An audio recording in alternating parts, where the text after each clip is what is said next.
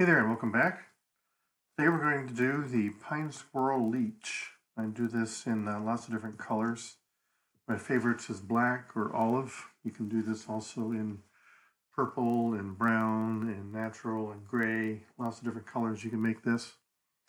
Here on the Salt River in the winter time, we do a lot of these in olive. They're very effective, so I'm going to do an olive one here. Starting out, I've got a jig hook here. This is a Firehole 516 60-degree bend jig hook in the size 12. And I got a 3.5 millimeter bead on here. That's a tungsten and the black nickel. For thread, I've got the 12-aught Simplify Nano Silk in olive. We're going to go ahead and tie this on here behind the bead. Wrap it down above where the barb would be. These hooks are all barbless, so. Now I'm going to take the body material here, which is going to be some micro zonker pine squirrel strips in olive. Like I say, you can do this in lots of different colors. So I'm going to take one of these little strips, and this fly, since it has a jig hook, it's going to ride upside down. So when I have this, I want the leech tail to be this way. I don't want it to ride this way. I want to have the leech tail ride this way. So I'm going to tie this in upside down here. What I want to do is take the leech here and make the tail. And I want this to be about twice, the leather to be about twice the length of the shank of the hook here.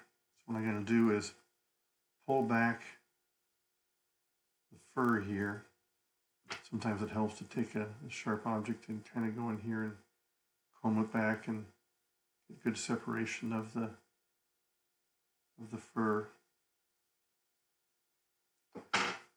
I'm going to take this, I'm going to put this on the bottom of the hook here, which is actually the top. It's running upside down. I'm going to tie that on as such, so that that strip is going to be riding hook up like this in the jig fashion. That strip is going to trail back like that. You want to tie this in pretty tight, so crank down on that thread. That's one reason I like this Simplify Nano Silk thread, because you can really pull down hard, it won't break on you. Then come in front of that, pull that forward, come in front, come up to the bead here. What I'm going to do is I'm going to wrap this pine squirrel around the hook, and I'm going to palmer it up, just one wrap right next to the other. Palmer it up to the bead. When I get up to the bead, I'm going to capture that. Again, try to separate the fibers here away from the leather. Capture that leather. Give it a few good turns. Pull it down tight. Some wraps in front. Then clip that off close. There we go. I can use this one for my next leech. Now you can just leave it as that, or you can put a little collar here behind the bead. I'll put a little collar here to try to fill in that gap over the leather and behind the bead. So fill that in a little bit. I'm going to take just a small amount of dubbing. I got some super fine dubbing here. I'm going to grab the blue wing olive, since we're doing an olive leech here. Grab a small little tuft of that. Don't need a whole lot, because you just want to cover up the leather there. And dub this on. I just want to have 2 or 3 wraps of dubbing here. And wrap that here behind the bead. Give it a little collar. I have done these, especially when I do the black ones.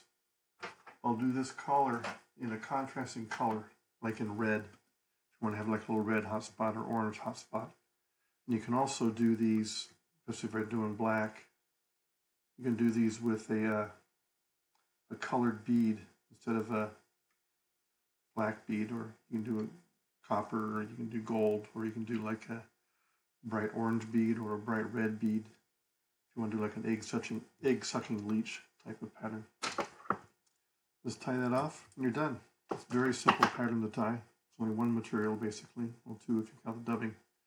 But it's just this pine squirrel leech, and you fish this much like you do a woolly bugger. You can swing it. I like to cast it out in the still water and do a kind of a slow, uneven retrieve.